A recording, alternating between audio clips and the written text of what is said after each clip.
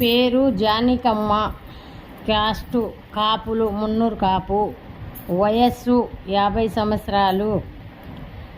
ఈమె స్టడీ కూడా 6వ తరగతి చదివింది.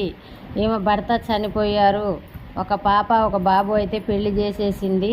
వాళ్ళకి బాధ్యతలు లేకుండా వాళ్ళకు వాళ్ళు సెటిల్ అయ్యారు.